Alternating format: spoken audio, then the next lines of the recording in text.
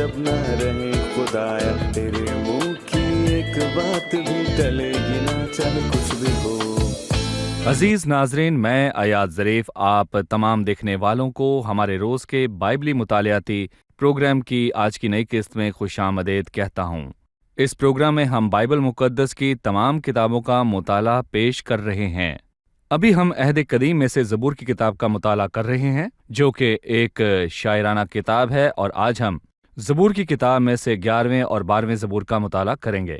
लेकिन प्रोग्राम के बाकायदा आगाज़ से पहले मैं खुदा के खादिम भाई यूसुफ का स्टूडियोज में खैर मकदम करूंगा। खुशामदेद भाई। बहुत शुक्रिया भाई। और स्टूडियो में आए हमारे दीगर मेहमानों को भी खुशामदेद। भाई यूसुफ, सबसे पहले मैं आपसे 11वें ज़बूर के मुतल्लिक जानना चाहूंगा, ये किसके बारे में है? हम ज़बूर 11 का उन्वान देख सकते हैं, खुदावंद से भागने की बजाय उसके मुंतजर रहना।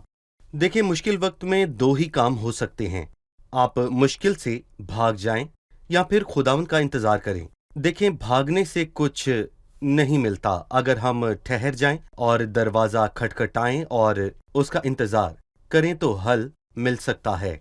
और मैं कहूंगा कि भागने से बेहतर है कि हम खुदावंद के हमेशा मुंतजर रहें। सही, खुदावंद का इंतजार करना या भागना। जी, खुदावंद का इंतजार करने से ईमानदार उकाब की मानिंद होते हैं, पर भागने से वो एक चिड़िया जैसे होते हैं। बिल्कुल। उन बरक़ात के मुतल्लिक बताइए जब हम उकाब की मानिंद होते हैं। यसाया के 40वें बाब में खूबसूरत अल्फाज लिखे हैं, लेकिन खुदावंद का इंतजार करने वाले। और इससे पहले लिखा है कि नौजवान भी थक जाएंगे और मांद होंगे और सूरमा बिल्कुल गिर पड़ेंगे, यानी कि सारा जोर और मालो दौलत सब खत्म हो जाएगा। पर जब आप खुदावंद का इंतजार करें और उस सरचश्मे के साथ राब्ते में रहें, तो लिखा है, लेकिन खुदावंद का इंतजार करने वाले असर नो जोर हासिल करेंगे। वो उकाबों की मानिंद बालों पर से उड़ेंगे, वो दौड़ेंगे और ना थकेंगे, वो चलेंगे और मांदा ना होंगे। चलिए, अब मैं आपके सामने 11वें ज़बूर को पढ़ूंगा, फिर आपसे सवाल पूछूंगा। मेरा तवक्कुल खुदावंद पर है, तुम क्यों कर मेरी जान से कहते हो कि चिड़िया की तरह अपने पहाड़ पर उड़ जा। क्योंकि देखो, शरीर कुमान खींचते हैं, वो तीर को चिले पर रखते हैं ताकि अंधेरे में रास्त दिलों पर चलाएं। अगर बुनियाद ही उखाड़ दी जाए तो सादिक क्या कर सकता है। खुदावंद अपनी मुकद्दस हैकल में है, खुदावंद का तख्त आसमान पर है। उसकी आंखें बनी आदम को देखती और उसकी पलकें उनको जांचती हैं। खुदावंद सादिक को परखता है, पर शरीर और जुल्म दोस्त से उसकी रूह को नफरत है। वो शरीरों पर फंदे बरसाएगा, आग और गंधक और लू उनके प्याले का हिस्सा होगा। क्योंकि खुदावंद सादिक है, वो सदाकत को पसंद करता है, रास्तबाज उसका दीदार हासिल करेंगे। चिड़िया की तरह अपने पहाड़ पर उड़ जा के बाद लिखा है कि शरीर कुमान खींचते हैं, वो तीर को चिल्ले पर रखते हैं ताकि अंधेरे में रास्त दिलों पर चलाएं। मेरा सवाल तीसरी आयत से है, अगर बुनियाद ही उखाड़ दी जाए तो सादिक क्या कर सकता है? भाई यूसुफ, अगर बुनियाद ही उखाड़ दी जाए तो सादिक क्या कर सकता है? सादिक कुछ नहीं करता। और अगली आयत में लिखा है, खुदावंद अपनी मुकद्दस हैकल में, खुदावंद का तख्त आसमान पर है। और इसके बाद मैं यहाँ पर ये कहूँगा कि सब कुछ उल्ट पलट और सब कुछ बर्बाद दिखाई देता है।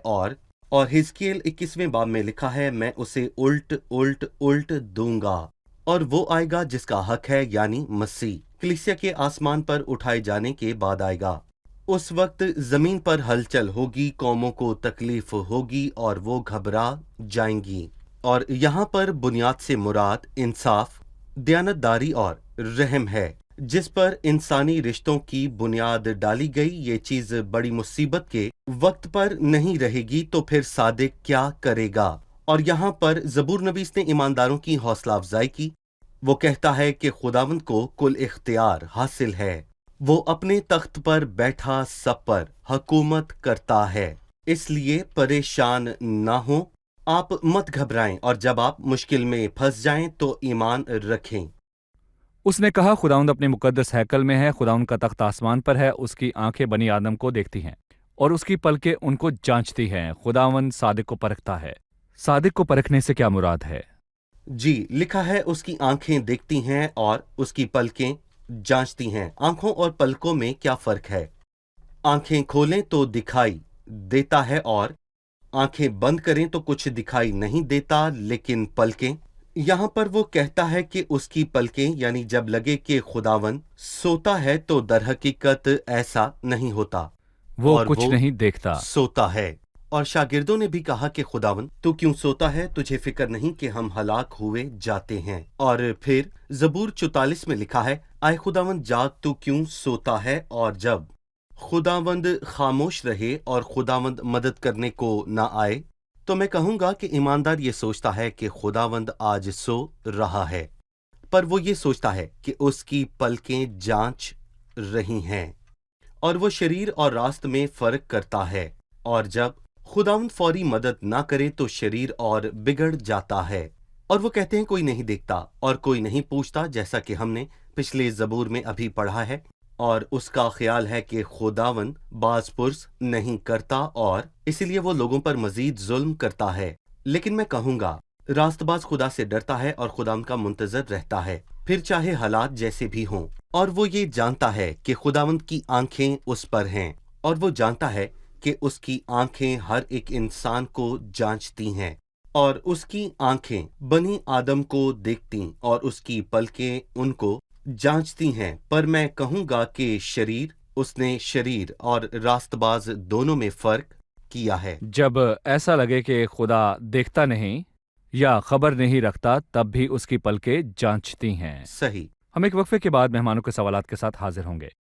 अजीज नाज़रीन, हम एक वक्फा लेंगे और इस दौरान अगर आपका कोई सवाल हो तो वक्फे के दौरान स्क्रीन पर दिए गए नंबर्स पर मोहब्बत है पर उसकी शरारत से नहीं, लेकिन यहाँ लिखा है पर शरीर और जुल्म दोस्त से उसकी रूह को नफरत है।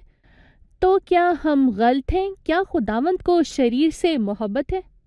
हम जानते हैं कि उसको शरारत से नफरत है, पर क्या शरीर से भी नफरत है? मैं कहूंगा कि खुदावंद को शरीर से मोहब्बत है, लेकिन खुदावंद को शरारत से नफरत है। और लिखा है, और इसका तज़किरा नए अहदनामे में है, पुराने में नहीं। और इसीलिए हमने कहा कि कुछ हिस्सों को बदलकर मज़ामीर कहा जाता है और हम यही सोचते हैं कि ऐसा क्यों हुआ। और हमने यहाँ पर चंद सवालों के जवाब दिए और कुछ हिस्सों में बदला क्यों है। हमने वक्त और शरीयत की खुसूसियात को जाना। पर एक और अहम चीज़ है, यानी शरीर, शख्स और शरारत में फ़र्क करना। ये अहद जदीद में मौजूद है और खुदा ने नए अहदनामे में शरीरों से मोहब्बत की। खुदा को पूरी दुनिया से मोहब्बत है, लेकिन पुराने अहदनामे में खुदा को शरीर और शरारत दोनों से मोहब्बत नहीं थी। मैं कहूंगा कि जैसे कि ज़बूर 139 में लिखा है, ऐ खुदा, क्या मैं तुझसे दावत रखने वालों के साथ अदावत नहीं रखता और क्या मैं तेरे मुखालफों से बेजार नहीं हूँ? मुझे उनसे पूरी अदावत है, यानी मुझे उनसे कोई सरोकार नहीं जो तुझसे अदावत रखते हैं, बल्कि मैं चाहता हूँ कि तू उनको बदले। पर नए अहदनामे में ऐसा नहीं, क्योंकि खुदावन ने सारी दुनिया से मोहब्बत रखी और सब बर्दाश्त किया ताकि हम भी शरारत से नहीं बल्कि शरीर से मोहब्बत करें। पर पुराने अहदनामे में बुरे शख्स और उसकी बुराई से नफरत की जाती थी, क्योंकि नए अहदनामे में हम खुदा के करीब आए और खुदा का रूह हम में बसा। हमारे पास खुदा का मुकाशफा है। इंसानों को हिम्मत दें। खुदा का मुकाशफा है, ये जाहिर करता है कि खुदा को दुनिया से मोहब्बत है, तो जी। हमें चाहिए कि दुनिया से मोहब्बत रखें। सही। मुझे खुदा के इंसाफ पर अपनी राय ने लिखा है, शरीर और जुल्म दोस्त से उसकी रूह को नफरत है। वो शरीरों पर फंदे बरसाएगा, आग और गंधक और लू उनके प्याले का हिस्सा होगा, क्योंकि खुदावंद सादिक है। वो सदाकत को पसंद करता है, रास्तबाज उसका दीदार हासिल करेंगे। भाई यूसुफ, मैं जानना चाहूंगा खुदा शरीर और उसकी शरारत को कैसे देखता है? जो आयत अभी आपने पढ़ी उससे हमें सदूम और अमूरा की कहानी याद आती है। वो खुदा की नजर में बदकार और गुनाहगार थे। पैदाइश 13 में लिखा है, और सदूम के लोग खुदावंद की नजर में नहायत बदकार और गुनाहगार थे। खुदावंद ने उनके साथ क्या किया? और छठी आयत में लिखा है कि वो शरीरों पर फंदे बरसाएगा और आग और गंधक और लू उनके प्यालों का हिस्सा होगा। सो ये माजी में हुआ। देखें, बेशक हम फजल के दौर में हैं, लेकिन ये दोबारा भी हो सकता है। पर क्या इसके खत्म होने के बाद आग आएगी? जमीन पर आग नाजिल होगी और जमीन और उसके काम जल जाएंगे, मतलब आग सब तबाह कर देगी। ये आखिरी अदालत है। लेकिन मैं कहूंगा कि आज हम एक नुमाया मुकाम पर हैं, क्योंकि खुदा रहीम है और ये उसका फजल है। ये सब अभी नहीं होता। क्या जब फजल का दौर खत्म हो जाएगा तो आग नाजिल होगी? जी। दूसरे थेसलोनिकियों के पहले बाब में लिखा है, जब खुदावंद यीशु अपने फरिश्तों के साथ भड़कती हुई आग में जाहिर होगा, और जो खुदा को नहीं जानते और हमारे खुदावंद यीशु मसीह की खुशखबरी को नहीं मानते उनसे बदला लेगा। और इसीलिए और जो सदूम ने गुनाह किया वो आज लोगों ने कानूनी तौर पर जायज ठहराया, और कुछ मजहबी रहनुमा वो उसको बीमारी समझते हैं। इनको ऐसा समझते हैं कि इनसे नरमी से पेश आए और इन्हें कबूल किया जाए, पर खुदाम ने ये कबूल नहीं किया। और मैं कहूंगा कि क्या खुदा ने सदूम और अमूरा पर आग और गंधक बरसाकर कुछ गलत किया? क्या वो गलत था, या फिर ये कोई अफसानवी कहानी है जिससे हम सबको धोखा दिया जाए? नहीं, ये हकीकत थी। खुदाम ने शरीरों को आग से जलाया, उसने सदूम और अमूरा को राख बना बिल्कुल। दिया। और हमें भी ये समझना चाहिए कि मजहबी रहनुमा ये फैसला नहीं कर सकते कि क्या ये गुनाह है या नहीं। ये फैसला कलाम का है। अगर हम बदकार शख्स और रास्तबाज शख्स की आखिरत का मुआवजा करें तो यहाँ लिखा है, आग और गंधक और जलती हुई हवा उनके प्याले का हिस्सा होगा।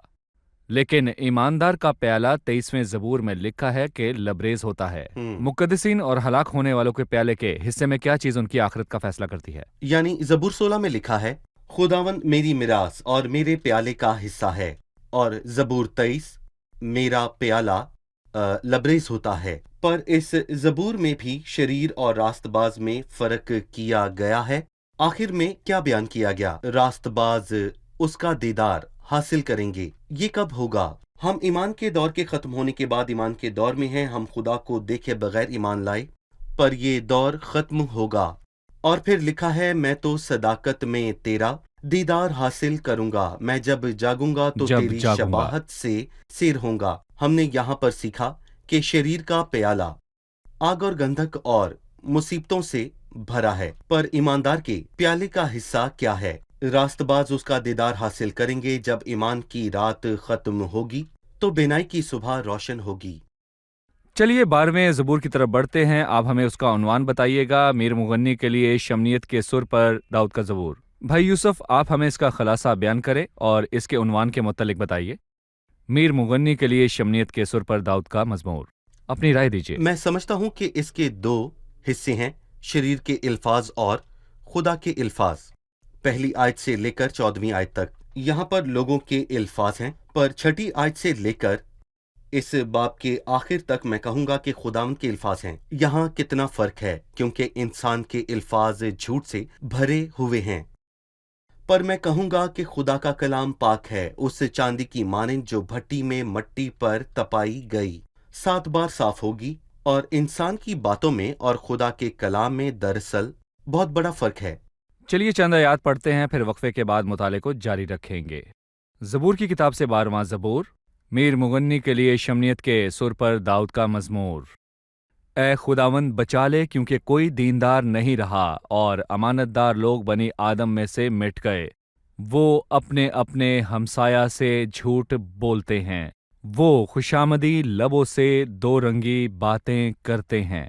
खुदावंद सब खुशामदी लबों को और बड़े बोल बोलने वाली जुबान को काट डालेगा। वो कहते हैं, हम अपनी जुबान से जीतेंगे, हमारे होंठ हमारे ही हैं, हमारा मालिक कौन है? गरीबों की तबाही और मस्कीनों की आह के सबब से खुदावंद फरमाता है कि अब मैं उठूंगा और जिस पर वो फुंकारते हैं उसे अमनो अमान में रखूंगा। खुदावंद का कलाम पाक है, उस चांदी की मानिंद जो भट्टी में मट्टी पर ताई गई और 7 बार साफ की गई हो। तू ही ऐ खुदावंद उनकी हिफाजत करेगा, तू ही उनको उस पुश्त से हमेशा तक बचाए रखेगा। जब बनी आदम में पाजीपन की कदर होती है तो शरीर हर तरफ चलते फिरते हैं। हम एक वक्फा लेंगे और उसके बाद मेहमानों के सवाल की जानिब और जानते हैं उनका सवाल। पहली आयत है, कोई दीनदार नहीं रहा और अमानतदार लोग मिट गए। दीनदार और अमानतदार लोग कौन से हैं? दीनदार नहीं रहा, ये कौन है? अमानतदार मिट गए, ये किसकी बात हुई? दरअसल दीनदार शख्स वो है, ईमानदार वो है जो हर काम ईमानदारी से करता है। जैसे कि हमने पहले भी कहा कि इस ज़बूर में नबूवती तौर पर कलीसिया के आसमान पर उठाए जाने का जिक्र है। और मैं कहूँगा कि जब दीनदार लोग बहुत कम होंगे तो ज़्यादा लोग झूठे नबी की पैरवी करेंगे। और यहाँ पर लिखा है कि जो खुशामदी लबों से दो रंगी बातें करते हैं वो मगरूर हैं और बड़े बोल बोलते हैं। ये सब आखिरी ज़माने की निशानियां हैं। और पालूस रसूल ने 2 तिमोथी के 3 बाब में इसका जिक्र किया है। پر دیندار لوگ ہیں، اور زبور نویس نے بھی لکھا ہے کہ دیندار نہیں رہا اور امانتدار لوگ مٹ گئے، پر ہم نے دیکھا کہ خداوند نے ہمیشہ اپنا گواہ چھوڑا۔ میں کہوں گا کہ بے شک وہ تھوڑے سے ہوں۔ ایلیا نے اپنے ایام میں یہ سوچا کہ وہ اکیلا ہے، ایک میں ہی اکیلا بچ رہا ہوں۔ خدا نے کہا میں اسرائیل میں 7,000 اپنے لیے رکھ چھوڑوں گا۔ گو صادق لوگ کم ہیں، پر خدا کا شکر ہو کہ وہ دنیا سے ختم نہیں ہوئے۔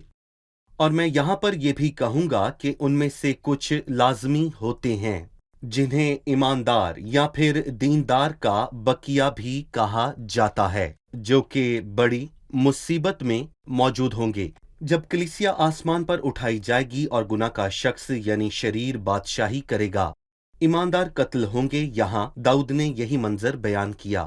تیسری آیت، خداوند سب خوشامدی لبوں کو اور بڑے بول بولنے والی زبان کو کاٹ ڈالے گا۔ اس نے بتایا کہ خدا شریروں کی عدالت کرے گا۔ بھائی یوسف، اس عدالت کا کیا معیار ہے؟ جب خدا شریر کی عدالت کرتا ہے تو اپنا فیصلہ کس معیار پر سناتا ہے؟ ہم سوچتے ہیں کہ خوشامدی اور بڑے بول خدا کے نزدیک ایک معمولی چیز ہے، پر میں یہاں پر یہ بھی بتانا چاہوں گا کہ یہ بہت ہی بھاری بھرکم الفاظ ہیں۔ مکاشفہ 22ویں باب میں لکھا ہے کہ خونی اور حرام کار اور جھوٹی بات کا ہر ایک پسند کرنے والا، یعنی سب جھوٹے لوگ۔ اس نے سب خونی نہیں کہا بلکہ سب جھوٹے، سب حرام کار نہیں کہا پر سب جھوٹے، اور ہم اکثر قتل اور حرام کاری کو بڑا سمجھتے ہیں پر جھوٹ کو نہیں، کہ کوئی بات نہیں، ہر ایک جھوٹ بولتا ہے۔ پر خدا کے نزدیک یہ معیار مختلف ہے، ہر چیز دراصل دینداری میں شامل نہیں، کیونکہ جب اسے خداوند کا کوئی خوف نہ ہو، جو خوشامدی اور جھوٹے لبوں سے دو رنگی باتیں کریں اور جو لوگ منافقت کریں اور سچ بات نہ بتائیں تو خدا مذمت کرے گا۔ بھائی یوسف، 5ویں آیت پر اپنی رائے دیجیے۔ مسکینوں کی آہ کے سبب سے خداوند فرماتا ہے، اب میں اٹھوں گا اور جس پر وہ پھنکارتے ہیں اسے امن و امان میں رکھوں گا۔ ہمیں ان آیات کی وضاحت دیجیے۔ یقیناً یہ ایک اصول ہے اور ہمیں یہ سمجھنا چاہیے کہ خدا صابر ہے، پر جب غریب اس سے فریاد کرتا ہے تو وہ سنتا ہے۔ مصر کے ملک میں فرعون لوگوں پر ظلم کرتا اور انہیں بے عزت کرتا تھا، پر خداوند نے موسیٰ سے یہ کہا، میں نے اپنے لوگوں کی فریاد سنی، میں اترا ہوں کہ انہیں چھڑاؤں۔ سو خداوند مظلوم کو سنتا اور اس کے حق کی تائید کرتا ہے۔ پر اس کا نبوتی پہلو بھی ہے۔ کلیسیا کے آسمان پر اٹھائے جانے کے بعد ایماندار اور دیندار لوگ بہت زیادہ مشکل میں ہوں گے، وہ خداوند سے فریاد کریں گے، سو ان کی پناہ نہیں۔ ہم نے پچھلے زبور میں پڑھا، خداوند مظلوموں کے لیے اونچا برج ہے۔ مصیبت کے ایام میں اونچا برج وہ خداوند سے فریاد کریں گے۔ خداوند نے فرمایا غریبوں کی تباہی کے سبب سے وہ اس لیے قتل ہوں گے کیونکہ انہوں نے حیوان کے ساتھ سجدہ نہیں کیا اور اپنے ماتھے پر اس کا نشان نہیں لگوایا، سو وہ مارے جائیں گے۔ غریبوں کی تباہی اور مسکینوں کی آہ کے سبب سے، تو اس کا مطلب ہے کہ اگر کسی بہن کا شوہر مارا جائے کیونکہ اس نے سجدہ نہیں کیا، اس بہن نے فریاد کی اس کا بیٹا یا شوہر مر جائے تو وہ روئے گی، جیسا کہ ہم مکاشفہ 6 باب میں پڑھتے ہیں، جیسے کہ وہاں واضح لکھا ہے کہ ان کی روحیں خداوند کے لیے چلا کر بولیں۔ غریبوں کی تباہی اور مسکینوں کی آہ کے سبب سے خداوند فرماتا ہے، اب میں اٹھوں گا۔ خداوند برداشت کرتا ہے۔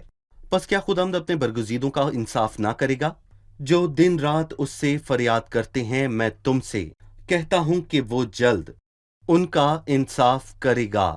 اور پھر لکھا ہے جس پر وہ پھنکارتے ہیں، سو جو مشکل میں ہے، دراصل جسے شیطان ستاتا ہے اور اس پر حملہ کرتا ہے، میرا مطلب وہ مظلوم جو دکھ اٹھاتا ہو، خداوند اسے امن و امان میں رکھے گا۔ ایوب 36ویں باب میں لکھا ہے، بلکہ وہ تجھے بھی دکھ سے چھٹکارا دلا کر ایسی وسیع جگہ جہاں تنگی نہیں ہے پہنچا دیتا۔ ہم نے دیکھا کہ انسانوں کے الفاظ اور خدا کے کلام میں کس قدر فرق ہے۔ انسان جھوٹ کہتا ہے۔ جی بھائی یوسف، اس نے 6 آیت سے زبور کے آخر تک خدا کے الفاظ کو کیسے بیان کیا؟ جی مطلب کہ اس نے 6 آیت سے زبور کے آخر تک خدا کے الفاظ کیسے بیان کیے؟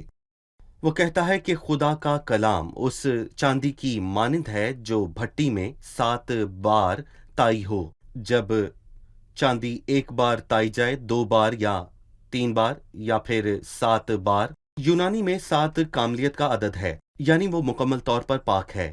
مطلب کہ آپ کو اس چاندی میں کوئی گندگی ملتی نہیں، یعنی خدا کے کلام میں کوئی لفظ بے فائدہ نہیں۔ اگر کوئی کہے کہ یہ بیکار لفظ ہے تو میں کہوں گا کہ ہر ایک لفظ جسے مسیح نے کہا، जैसे जब तक आसमान और जमीन टल ना जाएं, एक नुक्ता या एक शोशा तो रेत से हरगिज ना टलेगा जब तक कि सब कुछ पूरा ना हो जाए। ये कोई मामूली अल्फाज नहीं है।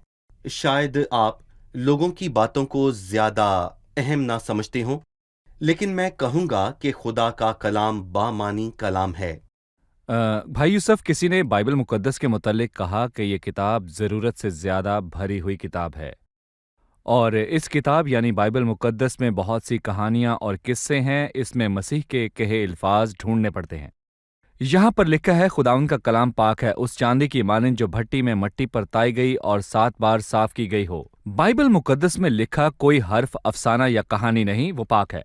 भाई यूसुफ, मुझे बाइबल मुकद्दस की अजमत का एक और पहलू बताइए। मैं कहूंगा कि बाइबल मुकद्दस वाहिद नबूती किताब है, और मैं आपसे ये भी कहना चाहूंगा कि ये वाहिद किताब है जिसने इंसानी तारीख को शुरू से लेकर आखिर तक बयान किया।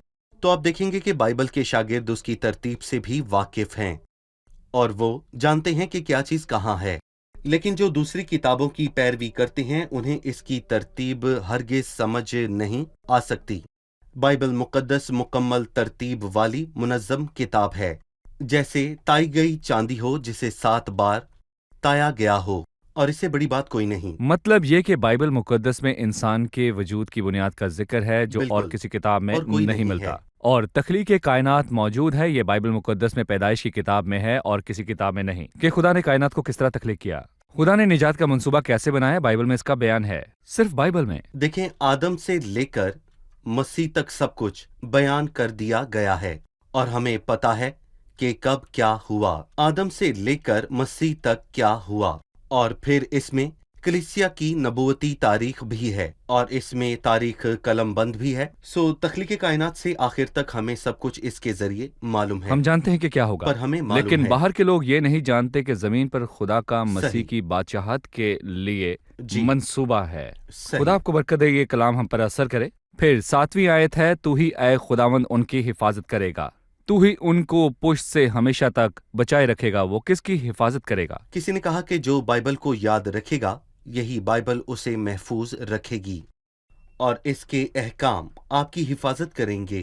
कलाम आपकी हिफाजत करेगा। अब हम आखिरी आयत पर बात करेंगे। जब बनी आदम में पाजीपन की कद्र होती है तो शरीर हर तरफ चलते फिरते हैं। मैं यहाँ पर बात करना चाहूँगा, आप इस आयत के मुतालिक हमें बताइए। देखिए, मैं कहूंगा कि जब पाजीपन की कदर होती है तो शरीर हर तरफ चलते फिरते हैं, वो आजाद यानी होते कि वो आजाद होते हैं। लेकिन कब? जब बनी आदम में पाजीपन की कदर हो। जब पाजीपन की कदर करने वाले मुल्क के सदर बन जाएं तो शरीर चलते फिरते हैं, क्योंकि जब बनी आदम में पाजीपन की कदर हो तो मैं कहूंगा कि शरीर हर तरफ चलते फिरते हैं। भाई, अगर हालात ऐसे हों कि मुजरिमों का सरदार हाकिम बन जाए तो अपने गिर्द वही कैसे मुजरिम लोग जो उसकी रखेगा? मदद करेंगे, ये उसका गिरोह ये होगा। गिरोह। जी बिल्कुल, उसका गिरोह। पर बहुत जल्द मसीह आकर अपने जलाली तख्त पर बैठेगा, क्योंकि वो बादशाहों का बादशाह है। भाई यूसुफ, उसके गिर्द कौन लोग होंगे? मुल्क के अंदर ईमानदारों पर मेरी निगाह होगी ताकि वो मेरे साथ रहें। ज़बूर 101 में हम कामिल बादशाह की सिफ्त को पढ़ सकते हैं, और मिस्र की तारीख में एक बादशाह को कामिल कहते हैं, पर वो दुरुस्त नहीं, क्योंकि कामिल कामिलियत सिर्फ खुदा को ज़ेब देता है। ज़बूर 101 के मुताबिक वो कामिल बादशाह आएगा। मुल्क के ईमानदारों पर मेरी निगाह होगी ताकि वो मेरे साथ रहें, और मसीह के साथ वही बैठेंगे जो मुकद्दस और ईमानदार लोग हों। और लिखा है, दयानतदार नहीं रहा लेकिन मुकद्दसीन है जो खुदावंद के साथ बैठेंगे। शुक्रिया भाई यूसुफ, खुदावंद आपको बरकत दे। चलिए मेहमानों से उनकी राय जानते हैं। जी, आज प्रोग्राम में आपने क्या सीखा? अगर हमें बयान करना हो कि हम किस दौर में रह रहे हैं तो हम इसको बुनियाद की तबाही का दौर कहेंगे, क्योंकि पहले दौर में हमने पूछा अगर बुनियाद ही उखाड़ दी जाए तो सादिक क्या कर सकता है। इससे चाहिए कि कुछ ना करे, क्योंकि खुदावंद ही अपनी मुकद्दस हैकल में है, वही हमारा अमन है, वो कायम रहता है, बेशक बुनियादें उखाड़ दी जाएं। इससे हमें तसल्ली होती है। मैंने सीखा कि खुदा झूठे लबों और खुशामद करने वालों की अदालत करेगा। इसलिए मेरी दुआ है, ए खुदावंद मेरे मुंह पर पहरा बिठा और मेरे लबों के दरवाजा की निगहबानी कर। सही। हम खुदावंद का शुक्रिया अदा करें कि ईमान के फजल और उसको जानने के वसीला से हम उसे देख सकते हैं। हम उसको देखेंगे, उसके साथ हमारा हिस्सा होगा, बदकारों की मानिद नहीं जिनके हिस्सा में आग और गंधक है। सही। शुक्रिया, खुदावंद आपको बरकत दे। भाई यूसुफ, आपका आपको भी बरकत दे। शुक्रिया।